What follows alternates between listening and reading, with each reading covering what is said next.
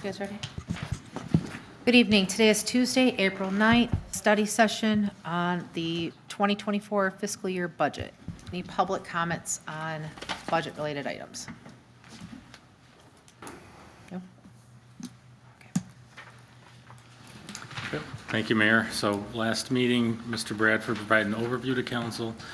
We've had the budgets. I think last couple of years, we've kind of gone down through each council member, see if they have questions or comments. We could do it that way, or if Okay. there's just something else you'd like to do. Yeah, that's fine. Okay.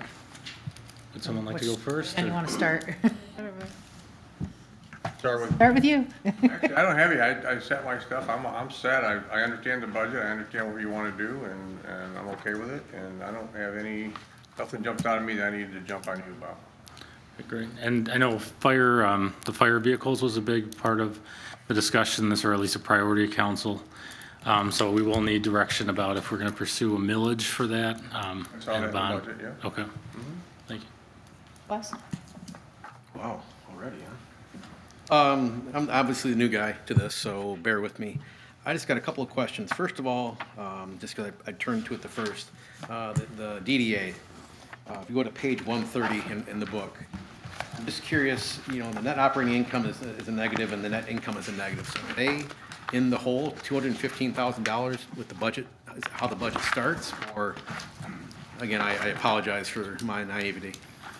Well, I'll start with it, but, so one item, so West Shore Community College, the DDA, when they renewed, they did the 20-year TIF plan, they committed to using $250,000 towards the West Shore area for improvements there. That's part of the capture. There was a commitment there prior to my being here, but we used that money for the match for the EDA grant. There was $240,000 left.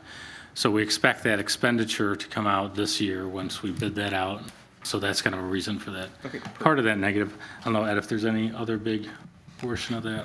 Yeah, I mean, their net income is minus 215, and they've got that 240 obligation to West Shore. So I think that explains most of it, otherwise it'd be in the positive. And they have, I think the last time I saw it, with pretty ample fund balance. I think it's $500,000 or $600,000. So, because they haven't been making bond payments for the last 2 or 3 years, they had paid off the previous bond. Okay. And then how about just some clarification on the Ramsdale budget sheet? I did my best to understand that, and as soon as I find it before me. It's like the second from the last page. I think page 134 here.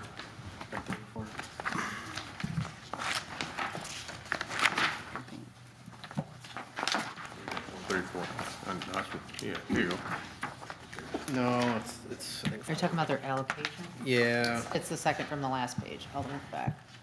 no, the one I looked at with you, and I said, This I one, just don't yes. really understand. This. Oh, yes, All the way in the yes. back. Supplemental. It's the second to last page. I mean, again, there, whenever I see, negative, I get a little bit nervous. Oh, so you're talking about the request for appropriations in the back? Yes. Yeah. Let me go to that.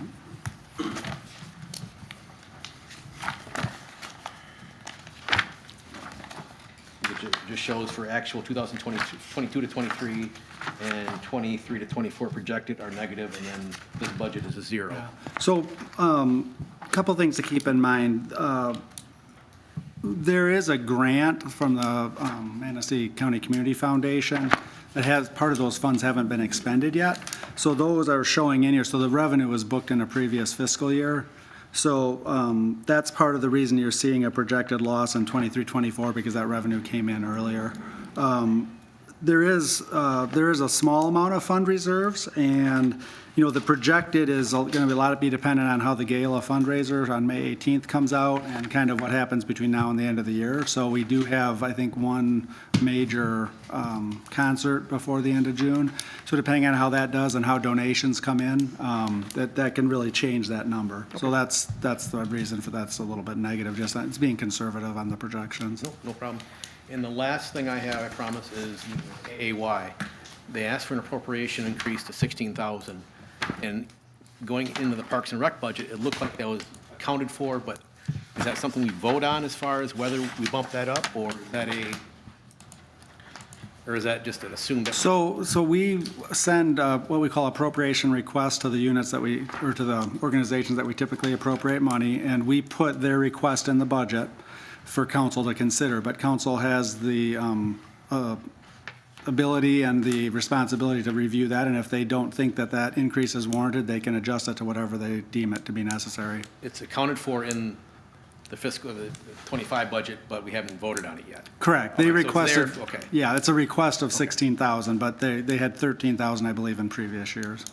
And am I allowed to ask questions of AAY, Yeah. correct? Ms. Comanche, Chick? Your board members, how are they selected and recruited? I guess I was, I don't know how you're, with, obviously you approved the furnace and look into the organization as much as I can. I think you guys do great work. I'm just trying to kind of wrap my head around how your organization is developed and how it's run. How many board members do you have, and how are they selected, or how is it recruited? Is it posted? 'Cause it's- We have 7 board members. Linda, can you come up so the recorder can hear They you? don't talk all night.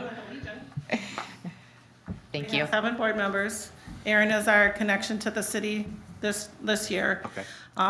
If somebody wants to sit on our board, they write us a letter, and then I take it to the board and we talk about it, and we usually approve it. I don't think we've ever refused anybody. I came on the board a long time ago. Christy Harless sat on the board, and she was our connection to the council. Okay. And I was interested, and she said, well, Linda, write a letter. I don't know where that letter is. Right. But it's basically whoever wants to sit on our board. Okay, so a total, maximum of 7, though? Or, I have to look at the bylaws again. As far as, do you know how many? You probably read our bylaws sooner than I have. I did send it out, I don't recall off the top of my head, but. There. We have to have a quorum of 3. At one time, we only had 5 board members, so it was hard to get 5 board members together. So we voted a long time ago that 3 would make a quorum Okay. to make a financial decision. But we've had pretty good luck with the members. I have a teacher, I have a retired SafeNet lady. Seth sits on as from the public. Sheila's daughter sits on, she's from the casino. okay. Who else, Sheila? I'm drawing a blank here. Tanya, Rosie, Seth, Aaron, Cindy. Cindy, yeah, and Linda. Yeah, Linda Wright is from the school. Okay. So we have a wide variety of people that Absolutely. have been around kids. Okay, all right. So is there a term for the board members or no? No. Are you kidding? Once we get somebody on, don't let them off. And people outgrow us. People come on when they have small children or teenagers, and then when they grow up, then they kind of go away. Age out. Yeah, they age out, yeah. Absolutely. Except me, I've been there for about 25 years. I should have aged out a long time ago, but they can't seem to get rid of me, so. So have you received any money from the school? Are you kidding, Jermaine? I just had to ask, because I was like, maybe it's in. No, So, no. okay. Can I ask a couple questions Yeah, while we're on yeah, that yes. topic? Okay. So we paid for the furnace with the thought that the school was gonna pay for a portion. Have they paid for a portion of that furnace yet? No, and during the Sands Park discussion board, I believe when you were, there was Mr. Stoneman said that perhaps they would contribute more to the demolition of the tennis courts to offset that amount, but it has not happened yet. Well, and But- that personally to me doesn't make sense. Like, I mean, when my accountant, like, and again, I don't specialize in accounting, but like, they're not like, hey, don't worry about this pad over here, let's just put it over here. They want everything. So I guess I feel like if he owes us a portion for the furnace, we should get a check for the furnace, and then whatever he owes us for the tennis court should come separately. I don't like the idea of Good luck with that. meshing that all together, but I did have another question on the AAY thing. So under, it was under the portion for hiring new personnel, like the narrative on page 17. Did we do new bathrooms or bathroom work at the teen center this year? No, not this I don't year. remember approving that. No, the last time we had a major renovation was during Mitch's term, and we got new tile in the bathroom. Because under the part for facility assistant, it says, it gives a narrative, second to last paragraph about Mark, and it says that he's done work at the police department, armory room, the shed roof at the waterworks building, and the bathrooms at the teen center. He did that project that she spoke about back, it's been several years ago. Mark Hansen did. Okay, well, this made it kind of sound like it was recent. So I No, just that wanted was, to clarify. Mark did the tile project there though, Oh, and they okay, got the grant because I knew for we that. did a furnace, but I wasn't aware that we had done bathroom work. So I was like, where did that go? Okay, No. okay. That was it for me. Thank you. Any more questions? We'll take any board member that wants to come on, because we're going to do some more fundraising this year. That was my other question. I would like to see, like, I think that you should have a increase in appropriations, but I would like to see more money come in for fundraisers. I would too.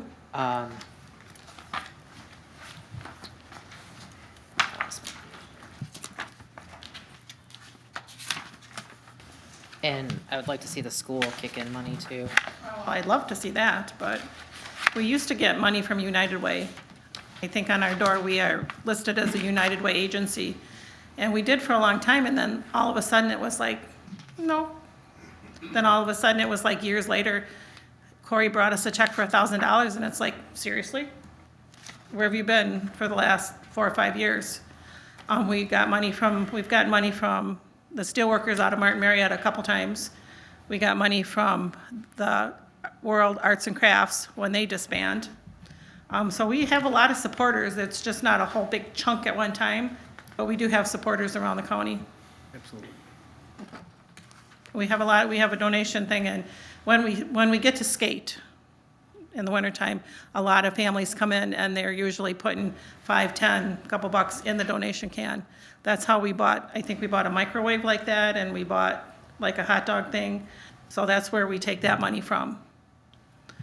Most of our money goes to keep the doors open. Right. So if we're approved for that allocation, that will certainly take the heat off of us. The Community Foundation is offered to help us write some grants.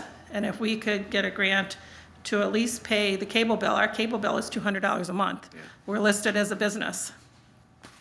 And then if we get really creative, we're gonna try for a new floor underneath the skate park, because it's been there 20 years this month. So if we could get enough money to re-asphalt that would be a big deal. I'm not techie, but I cannot comprehend why you can't tap into the school's Wi-Fi. I brought it up Makes no sense to me. and I couldn't get any. They say no, I don't know either. Yeah. And I'm not techie neither at all. I've had that happen at different districts I've worked at where there's been a building connected to the school, but it's a separate building and they've accessed it. So I'm not understanding if it's a tech department thing or if it's just not willing to, but you should be able to pick up a connection. I mean, it's You would feet think so, away. even if we ran the wire through the grass, I would think we could. But the school has never offered, well, the times that we've asked, they're going no. And they've never offered anything for us either. So, it is what it is. Mr. Stoneman doesn't like us. And I've been very honest with this whole thing. If he could tear down my building and sell the lot, he would. So, because that's always the impression that he's given us. Isn't it a partnership, Yes. city and Well, it's school supposed to be. district? It's a silent partnership. Being we the have silence that- on the other side. A contract from the early 90s, but yeah, there is a partnership. So at one time, did the school, like under previous leadership or previous city leadership, I mean, was money flowing in at one point in time? Not as far as I remember, no. Do you recall that, Mr. Bradford, at all? I don't think I recall ever seeing any big school money flowing into this. I'd have to look Is, back. like, if there was a project 50/50? I mean, that's the weird thing, because I know it's joint interest, but like you would think with two parties it'd be 50/50, but everybody's always like, well, it's not necessarily 50/50. Yeah, I don't know what prompted it, but probably 7, 8 years ago, this partnership was discovered, if you will.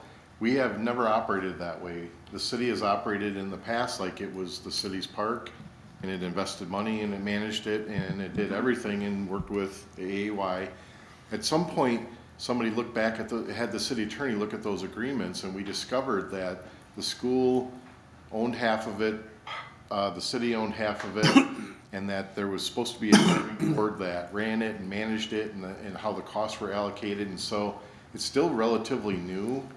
I think Aaron was on that first board. But it only met once or twice a year for the first 3-4 years, and then now there's starting to be some more dialogue and stuff, and I'm hoping we're heading in a little different direction with the school participant. I mean, there's a Sands Park Control Board, which is a deed restriction on the property. And then there's also the AAY agreement with maps in the city, and also the AAY. And, looking at that agreement, and I can send that to council again, but it appears like between maps and the school donations, this building was given to the AAY, and the way it's kind of written is that the AAY will do repairs and maintenance, and it even kind of mentions up to even a roof repair. So, I mean, that hasn't been the way it's been operating, but that's what's in the current agreement.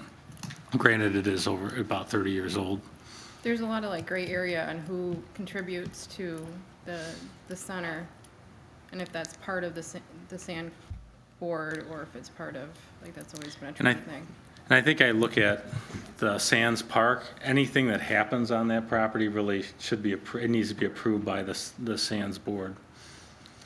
Probably to an extent, this improvement that you talked about under the skate park should be probably a Sands Park approved improvement. Absolutely. Yeah. I figured the first step would be to do the grant, and then take it to the city, the school, and the Sands board, whichever would come first. And I would think the Sands board would come first, yeah. Okay. Yeah, because I can't believe that any contractor would say, sure, Linda, I'll come in and do that for you, without finding out that it was the right way to do it.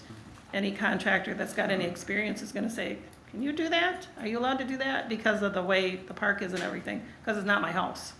If it was my house, they'd say, yeah, I'll come in and asphalt that for you. But being a city park like that, they'd have to say, you got all your ducks in order? Approvals, yeah. Oh, Is there someone on the Sands board that's on your board? Or at all? Aaron is. Okay, so you're on the Sands board and theirs? Okay. All right, because it seems like that would be a good way to Well, I have. don't know why, I would think that they would want to meet all together, because the center's within Yeah, Sands Park, but I've never really understood. Maybe There it's is kind of, time to revisit those agreements and rewrite them for clarity, because even when, my first month, I got some Yes. emails from you as far as, what's the definition of a tenable repair? My definition of a tenable repair is much different than probably somebody else's. So I think there's some language that's obsolete in those agreements, and certainly the way things are working together, it's obsolete. It's not working at this point. yeah. there's always been a fight of who pays for what and things like that. But then again, if we change it and the school's not involved anymore, are we out anything? I mean, Doesn't look like it. that's, Yeah, I think I'm not saying that's the way to go, but. Right, I think the appropriation is needed, because that's a good building. Like, I would hate to see that building go. Like, a lot of kids use that building. I just hate to, I hate to hear comments that, I heard a comment that if, it looks bad for the city if we don't support this, when basically we are the You only ones supporting already it. are supporting us, So, yes. yeah, I really think the school needs to step up, and I'm just wondering if somebody, I don't know, Well, is that something that, can look into the Wi-Fi thing. well, I guess like looking into that, but is that something too, we could send a rep from city council to the next Sands board? If it's not Aaron, if it's somebody else, or if it should be Aaron or whoever, to say like, these are our concerns, and Yeah, Aaron should. Yeah, I could do that. give them the opportunity to, I guess, I assume I know what some of the answer is gonna be, because we've already asked some of these questions, but maybe that's the first step. well, it feels like there's an awful lot of people that gotta get an agreement from to do anything, and if we didn't have the school, maybe it's another one that we have to We're do. paying for it all anyway. Pay for it all anyway, then, I don't know, maybe it makes sense to, True, the only drawback that I could see is if you didn't include them, if you did something major and he came and said, hey, wait a minute. Yeah. You should have talked to us, you're in trouble now for whatever we would want to do, the council and everything. I don't know. I don't know the legalities of any of that. I would just tread carefully with the school. Of course, we want support, we want them to come in and be with us, but if they're not going to pay anything, they shouldn't. But then there's that backlash too, because of the agreement from before. That's my only concern. Anybody else got any questions on this one? Thank you, Mel. Thank you. Thank you. Welcome. you gotta step forward so we can hear you. The school does use the building on occasion at ice skating time.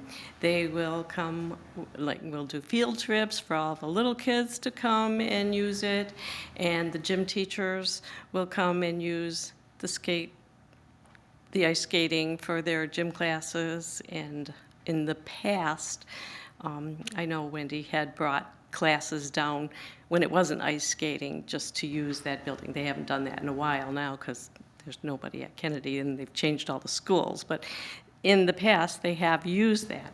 And my other question is for Mr. Bachman. What did they have to do? Who did they have to go to put in the skate park in the first place when all those kids? Who have to go to? Who did the people the community that built the skate park? You. We didn't go to anybody, yes, we just did it. There you go. Thank you. That's consistent with That's my all. style of doing things. Pardon We me? took that building down, there was that building down, we pretty much didn't ask permission of anybody. Asking for Thank you. forgiveness. It's a shock, I know, but. Thank you. Up for Red October. Do you have a question? I just have two things. More concern slash, I don't know, I want to put the thought out there.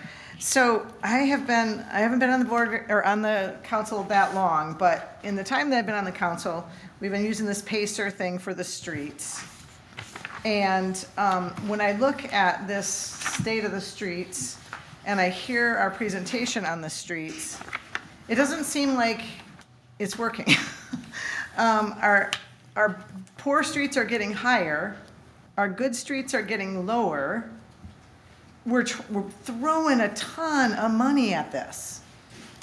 I'm just wondering, is there, and I don't necessarily want to throw this out, but is there another means of doing this? Did some other cities do something different and get a higher turnover on the streets? I just feel like it's a priority to council. We've all said that. And every time I look at this, I'm like, wow, more money, and more poor streets. And I know you guys are working really hard. I'm not trying to say this as a criticism, but I'm just wondering, sometimes are we using the wrong thing to figure out what we're doing? I love the fact that you came up with this slur or whatever you called it, slush, whatever. I think that's a great thought, right? Let's try something different.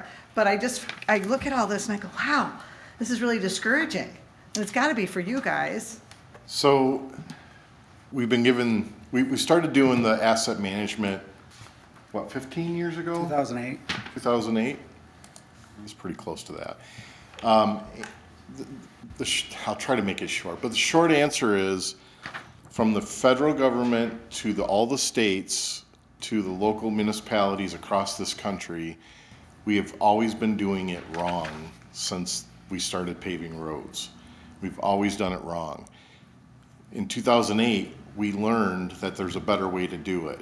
And basically what the federal government does with federal highway funds is they give it to the state and they say, this money is for rebuilding roads, it's not for maintenance. And then the states would give it to the local municipalities in Michigan through Act 51. We couldn't use it for maintenance, it was only for rebuilding roads. And this went on for 80 years.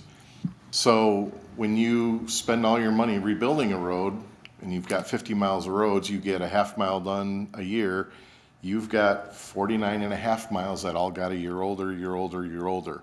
We are so far down in that hole that the only way to get out of it is to manage the asset, spend the money as wisely as you can, basically do what we're doing. But the only way that curve's gonna go back up is more money. It is. So there's Cindy, nobody else And- out there anywhere doing this And better. absent of us managing the asset the proper way, that thing would be tailing down like it has been for decades. and Cindy, the asset, we have not been following the pure asset management because we have competing priorities from council. Yeah. Right? So it's kind of Yeah. like the Federal Reserve. They have to have low inflation and full employment. Well, those two are at odds at times. So Yes. If we were doing just pure asset management and we didn't have a bunch of sewer separation projects, which is another huge variable that most communities don't have, we would be doing slurry seals, we would be doing micro thin overlays, we would be doing hot in place, we would be doing all these preventive maintenance techniques that would keep that average PACER rating much higher than it is, but we wouldn't touch the poor streets. Because that asset management says you don't touch them, you keep your good streets good, and your overall road network is better. So the way we've leveraged that is by fixing the utilities below it and justifying spending more on the street itself. Right, which I'm like. Because otherwise, we would just be doing surface treatments and not doing any reconstruction. The overlay stuff that we proposed this year to put in there is simply because some of these streets, when residents call me, I can't tell them within 10, 15 years that there's any hope. Yeah. Because asset management says that's gonna be the last thing you do. And that's just not fair. So we're hoping to put some Band-Aids on some of them while we're trying to manage the asset. And so then the only other thing is to go for a millage or something to get money to do it. Is that right? Yes, and respectfully, it's hard to wrap your head around that. It just doesn't intuitively make sense. And we've talked internally that if council desires, we could have LTAP come in and do a presentation on the asset management, because it's rethinking the way that streets were done for literally decades. Yeah, and at one point, council said, gosh, we trust you, we just can't believe it, we gotta figure this out ourselves. Yeah. And they put together a street ad hoc committee, and there was probably, 10, 12 people on that? And they studied every issue, they broke down every number, they looked at it from nothing and came up, and when they got to the bottom line, they said, the only solution is more money. If we go to a millage, we have to prove to the public before we ask them to commit more tax dollars, is to show them that we're doing it the best that we can. So the city committed a lot of general fund money towards that. We showed that we were leveraging, grants and development projects, but there in the past, there just hasn't been the appetite to go after that millage. The other option is a Hadley override, right? Yeah, and when Jeff says a millage, there's two options. I mentioned this in the budget, but I think it's important to talk about it again. You can do a bond, and that's a voted revenue bond millage. So that's a separate and distinct millage from everything else. It's an increase in the millage that way, and it pays for a bond, and you do the work over 3 to 4 years. Or you could ask for a Headley override, and we've been rolled back, I think, 3 out of the last 4 years, so we're 3 point some mils below what we should be levying or could be levying as we're authorized by charter. That money, though, cannot be 100% guaranteed that it's all going to go to roads, because there's council elections, and Headley override is general operating funds. So you would have to be real careful when you're out there saying, we're going to commit to spending, let's say it's $600,000 additional dollars if we do this Headley override. And, we're going to stick to our guns. But if a whole new council came in and said, no, we want to fund police or something with that, I think they could do that. So it's a little bit riskier there, because we're not allowed to just put another millage like we can with refuse. There's no statute that says a 20 mil home rule city can just levy this other millage for streets. We don't have the statutory authority to do that. So we have to work within that 20 mil operating millage or do a bond, which then allows you to increase the millage to support that bond. So those are really the two options to raise money. But as Lucas's slide put together, it's what, 60 or 70 $million, and you're not going to get that either. I mean, this will help if you did that, and certainly if you had sustained funding of $600,000 to $700,000 that was committed on top of the money we're already spending, you'd start to turn that curve up a little bit. But even with that, we've got 50 miles of road, and every year, every lane mile deteriorates, whether we do any work on it or not. It's going down and down and down. So you've got to kind of balance that out. I have a question though. Are we sure, because the one complaint I hear from residents in regards to the streets continuously is, I called 3 years ago and they told me my street was gonna be done in 2024. They always come up with a year they were told their street was gonna be done. And I get things fluctuate. So are we sure when people are calling that we're not telling them, even if it's on the list, thinking about maybe 2025? Because some of these people are adamant that they were told my street was gonna get done, and then they're like, it's not been done. I mean, they're putting it out on social media, they're telling it when they call you. I mean, some of them have exact years, and I get things fluctuate, but I guess, like, I agree with you, like, when you say, you know, we can't really commit to that, I get that, and I totally understand that, and I guess I'd rather go that way than have somebody tell me and then say, it's not gonna happen. You know what I mean? Like, I'd rather just know that, like, we're looking into it type thing. Yeah, and we've sat down and tried to forecast out Yeah. the transportation improvement plan to 6 years. Past 4 years, it's senseless because those. Too many variables. Yeah, they wiggle at the end of that. They change all the time. We got a grant, we move a project forward. We don't get a grant, it may slide, but I can only speak personally. When I talk to people, I will tell them what's in the transportation improvement plan and explain that those variables fluctuate. You know, Washington Street is in the plan for 2025. There's things that can happen that would change that, except that we've got grant money. But yeah, we try not to raise up hopes too much, but give them accurate information. Okay. Well, the only other part I had on that was kind of attached to that a little bit. Just looking at this, we've got the fire truck with the ladder that we're thinking one of the ways we could do that is either a millage or a bond, something or other. And then this, and I feel like you start putting a lot of that out there to the people. I mean, I already feel like our taxes are really high, and I feel like, oh my gosh, asking for more feels like a lot. So I'm concerned about that. And I don't know if there's a good solution, but And I think with this budget, we were trying to, we've been aggressive with grants, and I appreciate Spicer and staff, Yeah. and we've been lucky with that. But I also think we're trying this avenue with the overlays to see if that makes an effect. But I do think too, we are at that point too with these fire trucks. We have to have a plan, even if we, order them, and it's 2-3 years out. So you have to understand that too.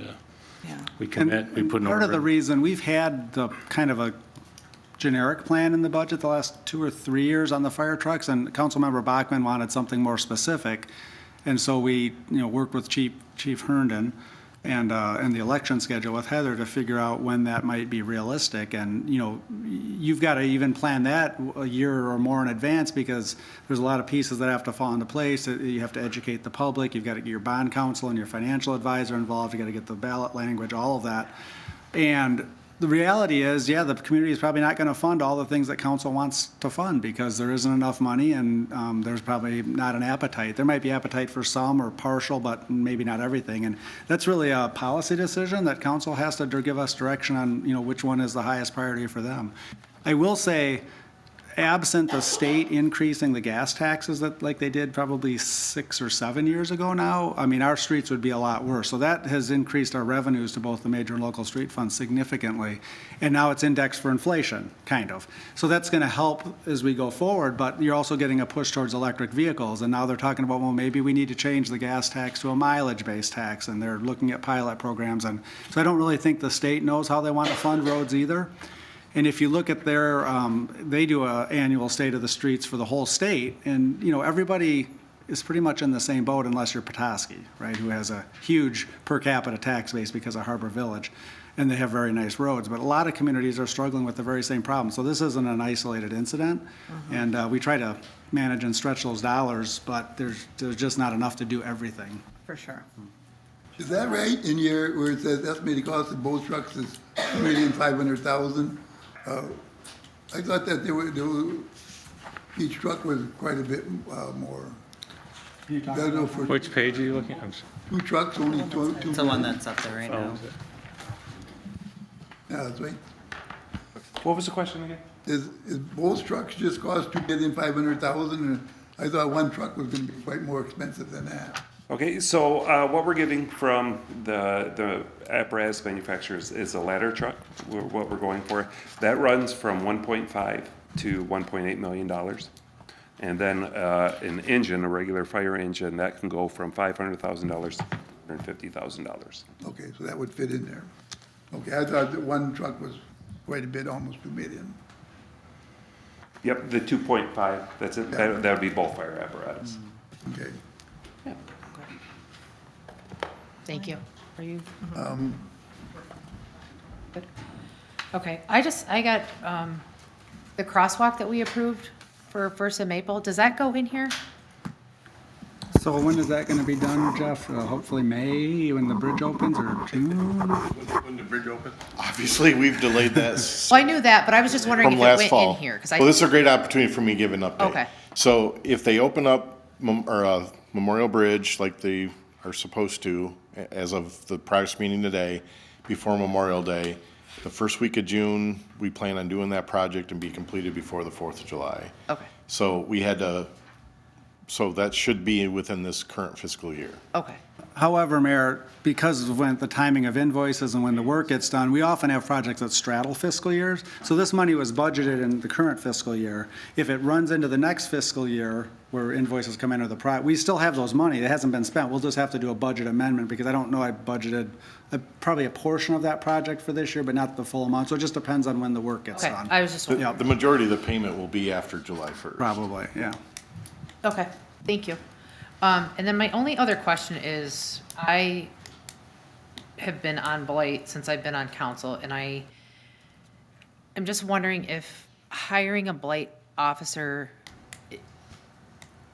is warranted, because what's the difference between the Blight officer and our officers writing a ticket when the problem isn't them writing a ticket, it's what happens after the ticket's issued, and we don't have a way to collect on tickets, so I I just. can explain the thought process behind the blight officer or the blight technician. Okay. Or it's the fact that that's a civilian position, that's all they do.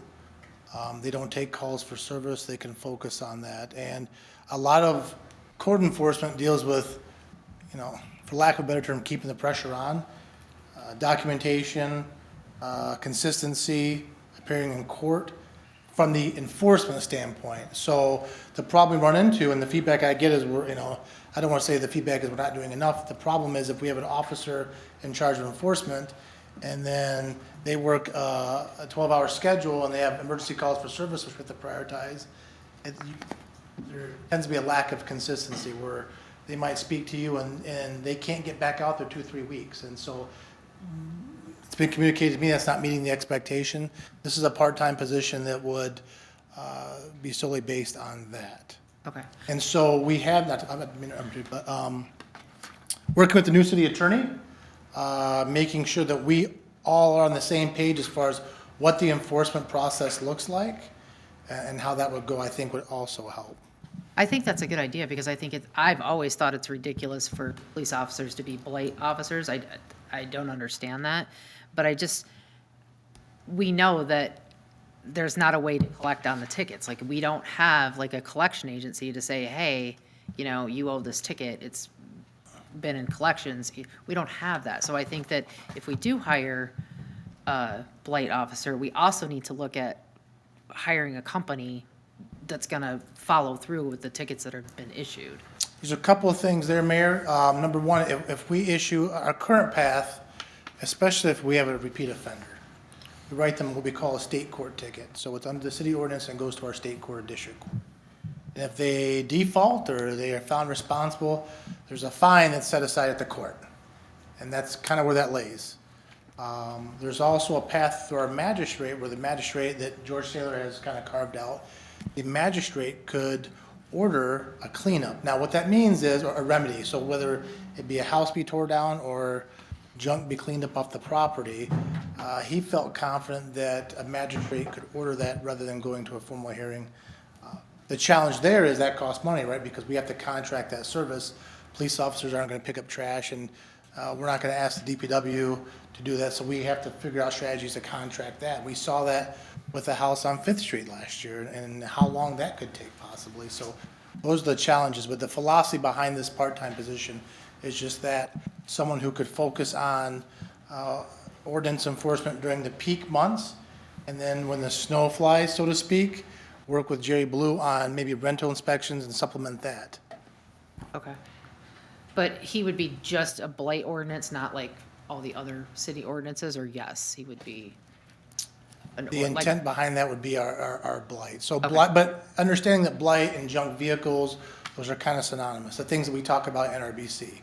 Okay, At this point, it would not be a position, he or she would not, it would not be a position where we're doing 2-hour parking or boat launch at this point. Okay. I have a That's kind of the philosophy behind question though. So at the last council meeting, I brought up blight. And afterwards, I guess I'm just wondering if, I think maybe it's worth revisiting blight in general at a council meeting, or if we need to have a work session. Because I was informed that somebody's definition of blight was no utilities at the house and the house is vacant. And I was like, I have never heard blight be described that. Not saying that a structure like that, that fits that category couldn't be blighted, but I was like, I mean, I've attended some of the NRBC meetings and council. I've never heard us use that definition, so I was a little confused by that. I think what you're referring to, Councilmember Pratt, is the building maintenance code, I think specifies that a house needs to be hooked up to electricity, utility. That's property maintenance code. That wouldn't be our 650 anti-blight. Right, but I was told that that was how we defined it. And I was like, I didn't think that was the case. So I don't know if we need to clarify that for everybody involved, because I know like, I think there's like multiple steps in the blight process now, like somebody's handling if it's a property maintenance issue, somebody's handling it if it's a safety structural thing, is what it kind of sounded like to me. So right now, the process is, so the anti-blight statute, which is 650, which is defined. Yeah. Our police officers are currently handling that. Right. And also our junk vehicles, we have a separate junk Yeah. vehicle. Those are what commonly referred to as our blight. Yeah. And that's what our police officers, now, we have a zoning department, they handle some zoning. And the things you mentioned are more property maintenance, which will be handled by Jerry Blue. Right. But again, the key is in using our new BSNA system is we all kind of communicate and can see each other's records.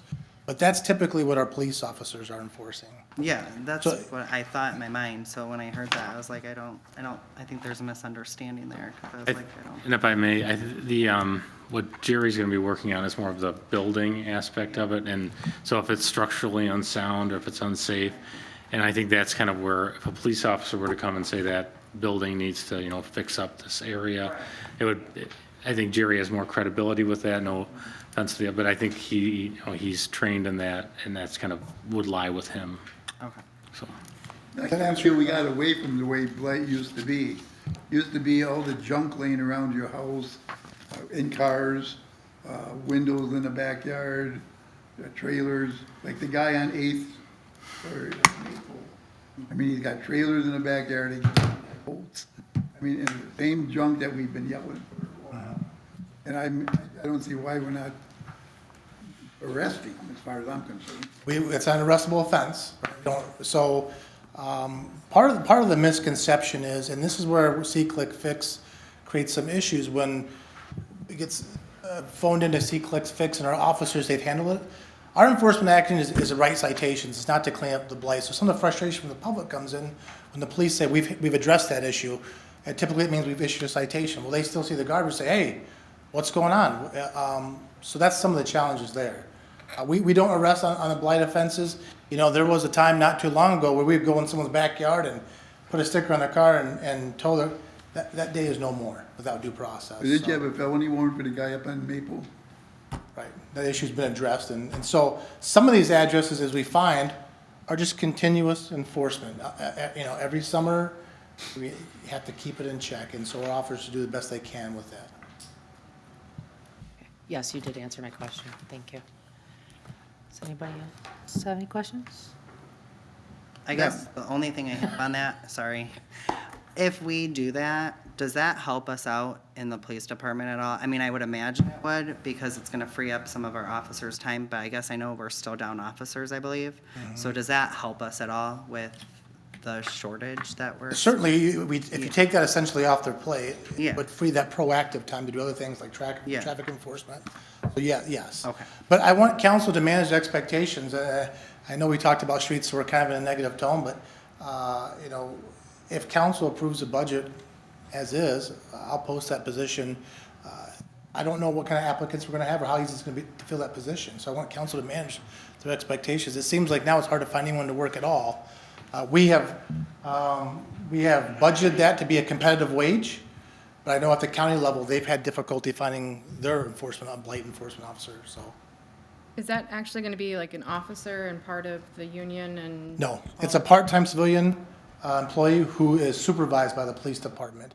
And our philosophy is that we want to limit as much as we can their interaction with the public. Again, there's so much you can do while sending letters or photographing. And same as zoning, if we have a zoning violation, sometimes our zoning official will have the police department actually hand them the citation to avoid that confrontation. We'd like to manage it that way. So there's still gonna be an officer to, They're going to be a civilian, part-time civilian position. So it's not a union, it's not a police officer. but an officer will be with him to issue the citation? Yes.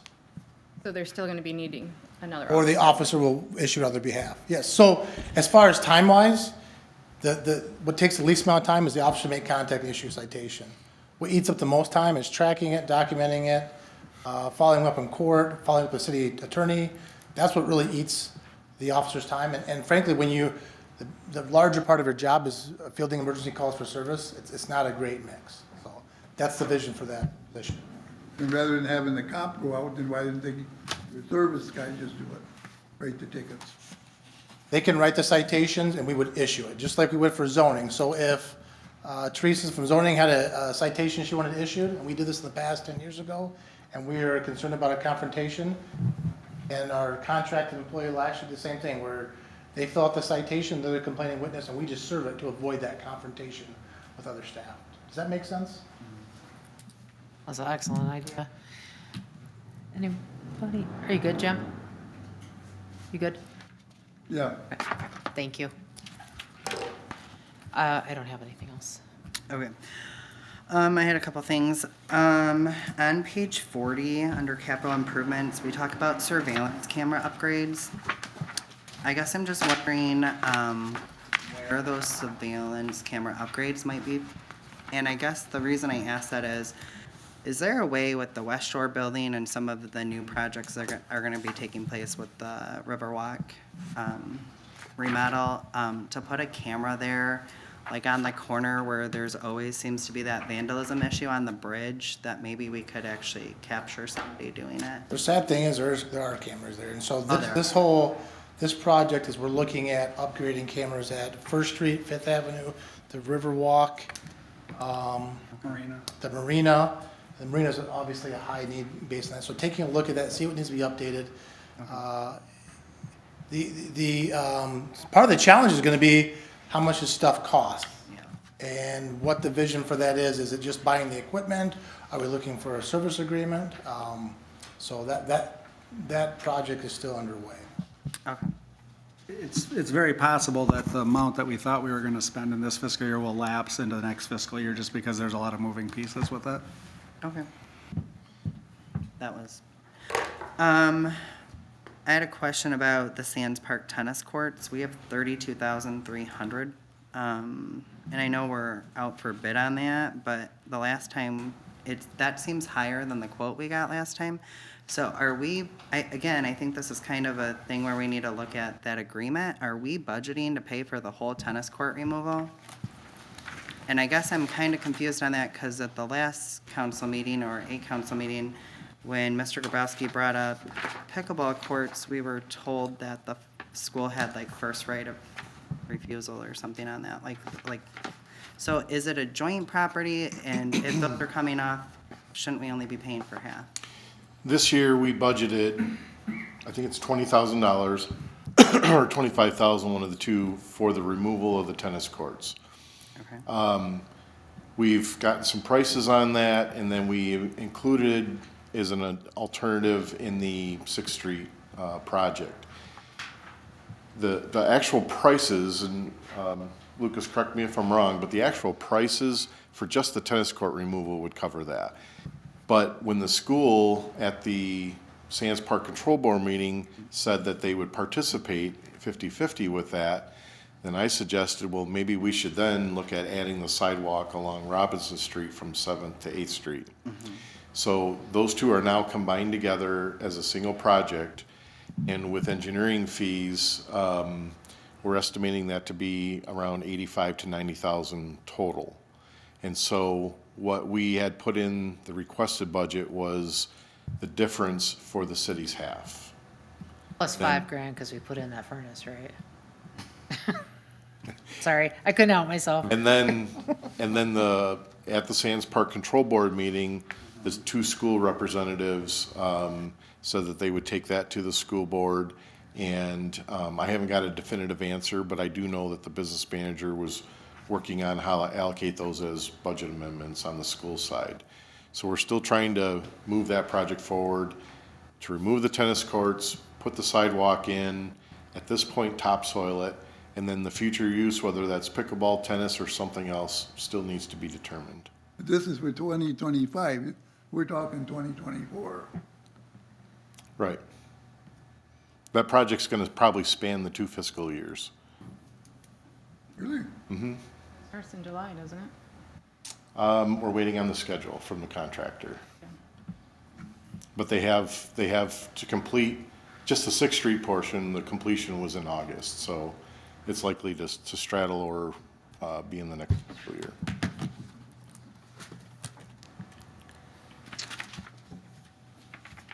Now, do we pay for that man-made area we bought?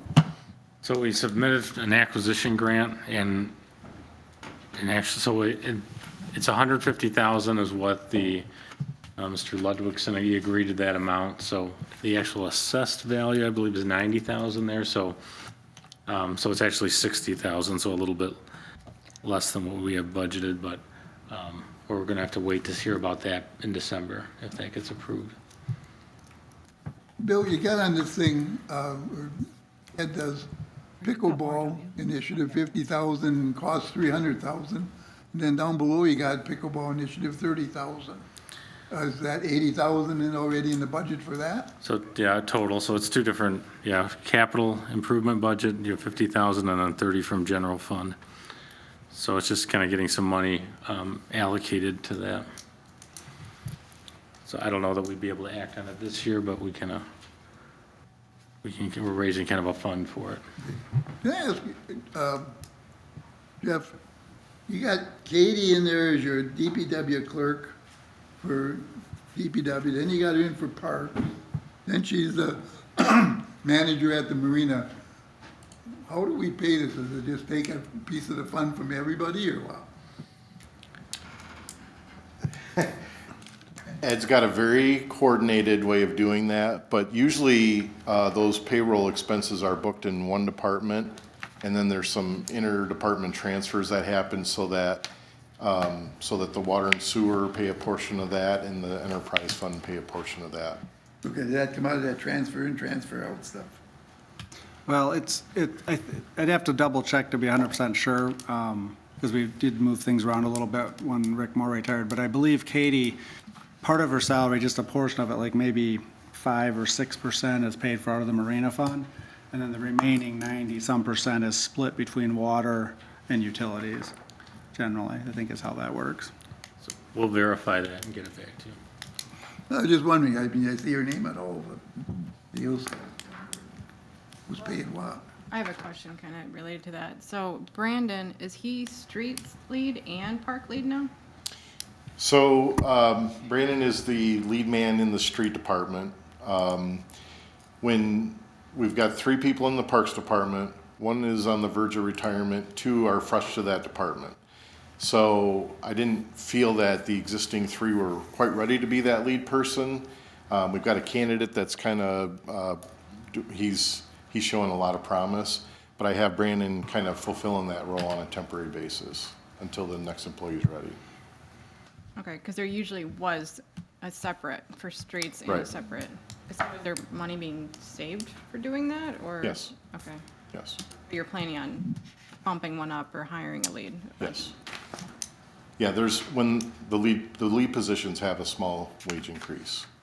Currently, that's not being paid out right now. I just saw that. I'm like, well, he's on both. That's a lot. While you're there, I have a question. We had talked as a council for a while now, and actually several people from the Parks Commission had approached us about potentially giving them a budget for different projects that would still be overseen by the parks, but, that committee. Is there, I looked through the budget, I didn't see any allocation for the Parks Committee. Is there an allocation anywhere for them? There's been discussion, anything that the Parks Commission is an advisory, they're advisory to city council specifically. So the only line item in there for the commission covers it could cover some printing materials, it covers when we rent a dial-a-ride bus to do the parks tours. It's a very small allocation, but to my knowledge, there's never been a line item for the Parks Commission to spend. So anything that they're requesting and the city's in agreement with, then it would come out of that operating budget. And actually, that's how it's functioning right now. There's a lot of really good communication on those items. And there's a line item for supplies volunteers that can be, that Jeff can utilize for some of those Thanks, projects. Bill. We have used that with the commission. As an example, they're gonna repaint some of the existing equipment at Morton Park. The commission's doing that themselves. So the materials that support that will come out of that volunteer support line item. I guess like when I attended some of their meetings and that had come up, I wondered if we had budgeted for that, because it seems like it's already existing equipment. As long as, you know, it's approved, a project, it doesn't seem like sometimes it delays to have to go and say, can I get money for paint, if it needs to be painted. Yeah, and we cover all those supplies. We do that for all the volunteer projects. A lot of what the Parks Commission discussions have been, they're really getting into programming and activities and stuff. And so, I mean, they're doing a fantastic job with it, and they've got, 6, 8, 9 different things that they do. But when they do those things, they want to provide refreshments or some snacks. And I believe that we've got legal opinions that say that that's not appropriate to come out of city taxpayer funds. So they were really hoping and requesting at one point that they could get some of that stuff reimbursed. And we've been trying to encourage them to find some sponsorships and stuff that would make that a little easier. Okay. So the volunteer money is still going to be split like it was last year between the parks and the NRBC, right? Okay. No. Do you have? I just had two other quick things. Can we get a little clarification, I guess, on the building maintenance position? Because when I read this, it, hold on, I moved pages. The page where we talked about the 3 new positions. 17. Thank you. So the facilities assistant, so last year we changed the budget, like amended it to take and allocate for a facilities manager, like part-time position, right? No, we took the 20 grand that was scheduled or that had been budgeted for a survey and moved it to do a contractual assistant for Mark. So anything that's been, so there's 20,000 and Mark is. 30 for an assistant position. It was for a contract, so for contract services from an individual, not an employee. Right, but it was Yep. already for this position. Correct, then? yeah, so Okay. there was, we've spent all of that, and then, he's been doing some other work that's been paid for by the water and sewer utility for some of their building projects that they need, but And we feel like that's a necessary position. absolutely, it's gonna accomplish a couple of things. One, it's really inefficient for Mark if he's on a construction job and he's by himself and he doesn't have any help at times. It just really sucks the efficiency. And then the other thing is, it potentially is part of a succession plan for Mark, who's gonna be retiring in a few years. And so this is a way to kind of see if this individual is, up for that, and he's expressed an interest, and he seems to have done good work. I know they did some work over at the fire station and the shower, and some other projects as well, so that's Okay. the intent behind this. With the community development assistant, clerical assistant position, I guess I'm just wondering, I guess I think some of us saw that as a need, so I'm not surprised to see it in this budget. But is there a way to maybe have them also, like, can we have phone calls transferred here? Because like the biggest complaint I'm hearing is phone calls don't get returned, like from the marina and the DPW always, and I think that's just because of the way, like, there's one person. So is there a way that, like, if that line is busy and somebody's on it before it went to voicemail, could it be transferred to if this person was sitting here with maybe just some idle time? So I think we can accomplish whatever call routing Yeah. is deemed necessary, but we moved away from a switchboard operator, which is what I think you're kind of talking about, as quasi a long time ago, because it was even worse with that. I think there's a way to do it, like, Because like if my secretary is away from her desk at lunch, she would schedule it like during that time I went to the other secretaries. So I'm thinking there's a way to do it in an electronic system. The one, and But I don't- I guess I'm going to weigh in from the technology side. I can't speak to Jeff's operations, but technology-wise, we can move calls around. But I guess I'd leave it at that. Yeah. Whether or not that person has the ability to answer questions, I would think just off the cuff that that's less efficient. And if there are issues with phone calls not getting returned, one, we need to investigate to see if there is a technology problem, which occasionally there is. And two, just make sure that that becomes a priority is how I would look at that, rather than try to interject a process that's kind of, out of the norm, maybe. But it's technically feasible. Okay. Well, and just to tell you, like today, Laura and I were both out of the office at training, and she could check our voicemails from her email. Yeah. And forward them to who, like if somebody left a message on ours by mistake for somebody else in another office, she forwarded it to them, so they didn't have to wait till we got back tomorrow. Yeah, I wasn't sure what system we used here. That's how my system was at work. Like if I wasn't in the office, I could get everything through an email. Yeah, and then she still could forward respond. it, if it was a message for someone else, she forwarded it to them today, so they didn't have to wait till tomorrow. Okay. So, So maybe it's a tech issue, so maybe we can look into that. But I was just a little surprised because I hadn't heard that, but I had a couple people say that recently, and I was like, that seems different. The last thing I had is, do you think at some point we can look at the city attorney position and what that contract looks like, and maybe when that's up? I know I had asked about that before, but like in this one, I mean, have we officially switched attorneys? Like, we still have George's sign up, and like I have people in the community saying like, did we get a new attorney? Who is the new attorney? Like, so I guess I don't, like, even if we have to go through and just put something out publicly, it might clarify things. But I also see cost have increased as everything else, so I'm not surprised by that, but I'm just thinking if we have, I don't know when that contract's up, if it's coming due, it might be worth just looking at it. And we didn't do a change in the contract. I think we're kind of anticipating with potential, well, knock on wood, but labor, we're going through some negotiations this year. Tim is the new head attorney for the city through Micah Myers, but I think the thought was to kind of work with him, but that's definitely council's prerogative to look at that contract. Contract went out, Bill. It's, I think, the same contract that we've had for quite some years. I think it's open-ended. I don't know that it has I don't believe it does. end date. It can be revisited by either party with so many days' notice, I believe. It's been a while since I've looked at it, but I don't believe it has an end date. We can send that to council. Yeah, that's it. Mr. Grabowski. Yeah, Bill, I see under general operating, page 57, we have Spicers. Are they now an employee, being that they're our contract engineers, a contract and all that? Are they our employee now? They very much act as an employee, but we did extend their contract, I believe, another 5 years recently. But which specific page, 50? It's on the screen, Bill. Oh, So the reason that we've got Sean's picture up there is the retainer that we pay Spicer, like to attend council meetings and attend staff meetings and do a variety of things as is outlined in the contract is paid for out of this budget. That's why we've got his picture up there. But he's not an employee, it's all contractual. Okay, because I see he's, when I complained about when under George's contract, it was streetlights, and I see under his are streetlights, a catch-all for everything. So is in a contract guy should have all our insurance and web postage and all that under him?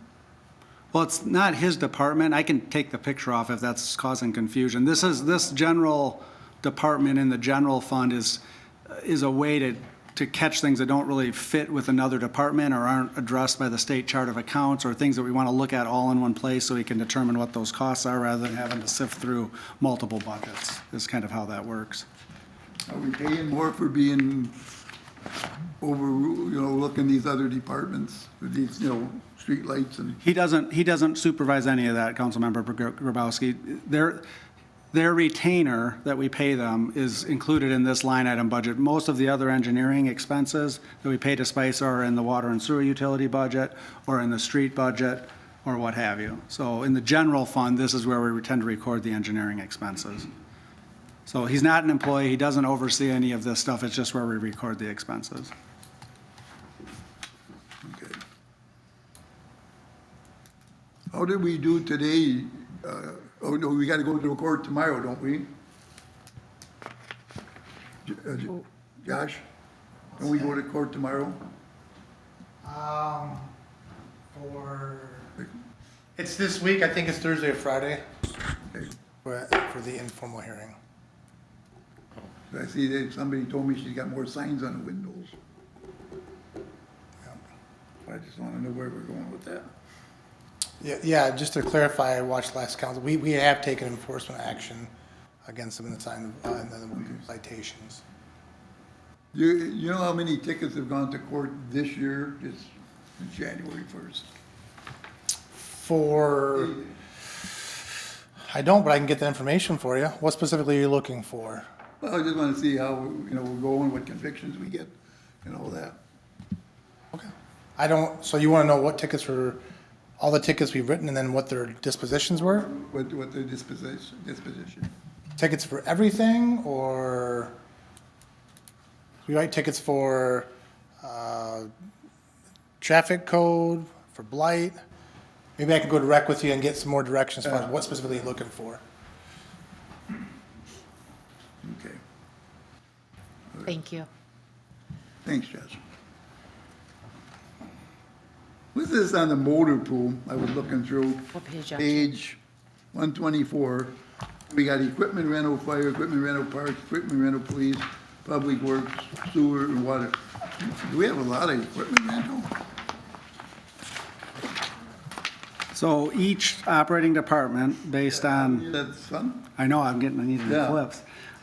Each of the operating departments pays what we call rent to the motor pool Yeah. in order to fund equipment purchases over time. Otherwise, the motor pool doesn't function and you end up having to dissolve it because you spend it down in a couple of years. So unless you replenish funds into the motor pool every year, then you don't have a way to fund that. So the motor pool gets its revenue from the operating departments. I just saw that. I thought, holy mackerel. What are we doing? All right, that's good. Aaron? So are we having seasonal employees this year for the summer for DPW? Yes, we usually have about 4 at the marina, and between parks and the street department, about 11 is what we target Okay. and budget For for. the part-time employees? Yes. Okay, I didn't see that. And then I just had general, are we having the Princess of Manistee come back this year? I just got their proposed contract today, and I believe it'll be on the agenda for next Tuesday. So yes, they're intending to come back. Okay, because is that part of we included them in our budget, kind of, their income? The Anticipated that- the seasonal revenue is figured as a conservative estimate across all the seasonals. But that's obviously an important one, and we were Yeah. really hoping it was coming back, so, but it is. All right. Yeah, that's all I had. Does anybody else have anything else?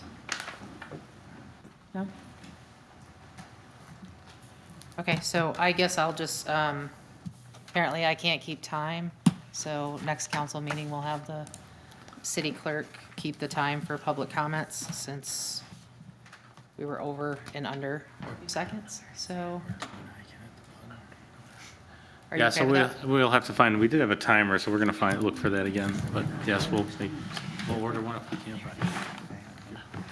It's in the drawer. Okay, we found have a it. timer. There we go. Found Okay, it. so I'll make sure that I say that next Tuesday too, so, You're over. I guess we are adjourned then.